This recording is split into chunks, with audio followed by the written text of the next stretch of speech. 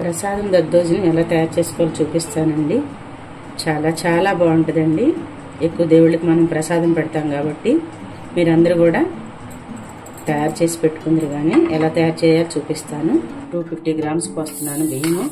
ఈ మనతో పోసాం కాబట్టి ఇదే కప్పుతో మనం 2 కప్పులు వాటర్ పోసుకుని కుక్కర్ పెట్టేసుకుని 3 విజిల్స్ రానిద్దాము. తాలింపు వేసుకుందాము. కొంచెం నెయ్యి వేస్తున్నాను. టెంపుల్లో కూడా ఇలా చేస్తారు. ఫస్ట్ బాగా ఎర్రగా వచ్చేటట్టుగా వేయించుకుందాము. వీటిని వేగిపోయాయండి. పక్కకు తీసుకుందాము. 1 స్పూను శనగపప్పు, 1 స్పూన్ మినపప్పు, 1 స్పూన్ జీలకర్ర, 1 స్పూన్ ఆవాలు,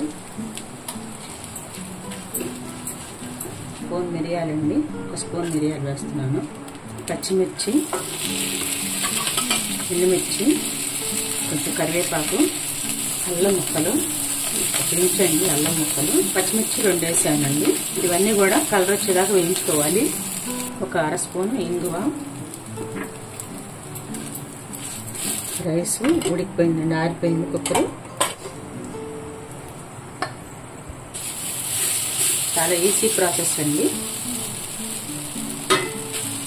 వేసుకుందాం సాల్ట్. మళ్ళీ ఎక్కువ అయిపోతే కష్టం కదా, కొంచెం వేసుకుని చాలిపోతే అప్పుడు మళ్ళీ వేసుకుని ఆరిపోయిన తర్వాత పెరుగు కలుపుదాము.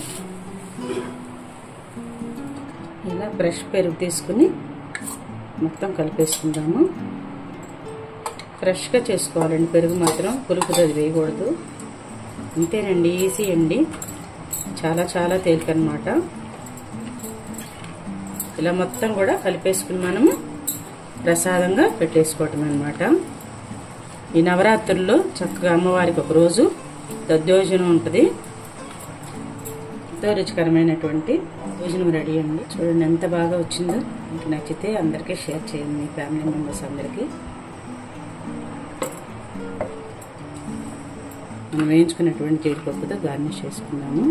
దేవుళ్ళకి ఎంతో ప్రీతిపాత్రమైనటువంటి దద్దోజనం రెడీ అండి.